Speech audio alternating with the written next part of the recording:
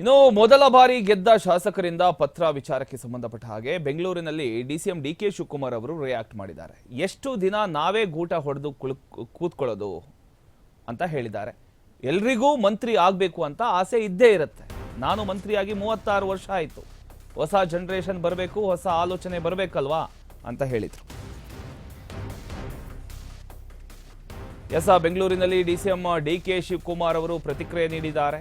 ವಿಚಾರ ಏನು ಅಂದ್ರೆ, ಮೊದಲ ಬಾರಿ ಗೆದ್ದಂತ ಶಾಸಕರಿಂದ ಪತ್ರ ಬಂದಿರತಕ್ಕಂಥ ವಿಚಾರಕ್ಕೆ ಸಂಬಂಧಪಟ್ಟ ಹಾಗೆ ಎಷ್ಟು ದಿನ ನಾವೇ ಗೂಟ ಹೊಡೆದು ಕುಳಿತುಕೊಳ್ಳೋದು?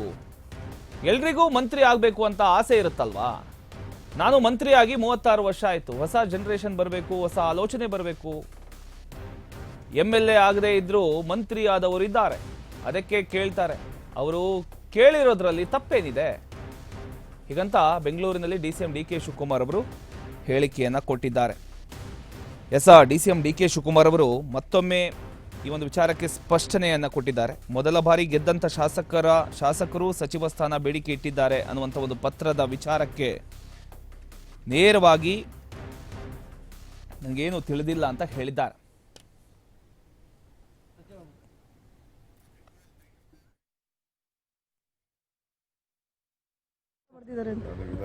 ಪತ್ರ ಬರೆದಿದ್ದಾರೆ ಸರ್. ಸಚಿವ ಕನಿಷ್ಠ 5 ಮಂದಿಗಾದ್ರೂ ಕೂಡ ಸಚಿವ ಸ್ಥಾನ ಕೊಡಬೇಕು ಅಂತ ಪೇಪರ್ ಅಲ್ಲಿ ನೋಡಿದೀನಿ ಅಷ್ಟೇ.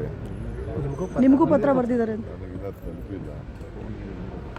ಎಲ್ಲರಿಗೂ ಆಸೆ ಇರ್ತದಲ್ಲ ಮಂತ್ರಿ ಆಗಬೇಕು, ಎಲ್ಲರಿಗೂ ಮಂತ್ರಿ ಆಗಬೇಕು ಅಂತ. ಫಸ್ಟ್ ಟೈಮ್ ಈಗ ಇವರು ನರೇಂದ್ರ ಮೋದಿಯವರು ಚೀಫ್ ಮಿನಿಸ್ಟರ್ MLA ಆಗಿಲ್ಲಪ್ಪ, ಚೀಫ್ ಮಿನಿಸ್ಟರ್ ಆಗಿರೋಲ್ಲ.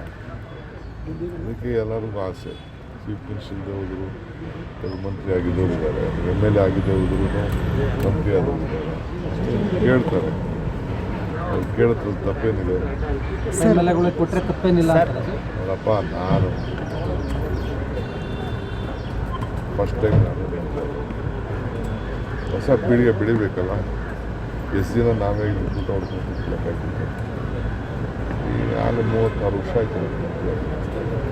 ಹೊಸ ಜನ್ರೇಷನ್ ಬರಬೇಕಾ, ಹೊಸ ಆಲೋಚನೆ ಬರಬೇಕಲ್ಲ. ನಾನು ಹೊಸಬರುಗಳು ಇರಬೇಕು ಅನ್ನೋದಕ್ಕೆ ನಾನು ಅವ್ರಿಗೆಲ್ಲ ಪ್ರೇರಣೆ ಕೊಡೋದು, ಅದನ್ನು ತಯಾರು ಮಾಡಬೇಕಲ್ಲ.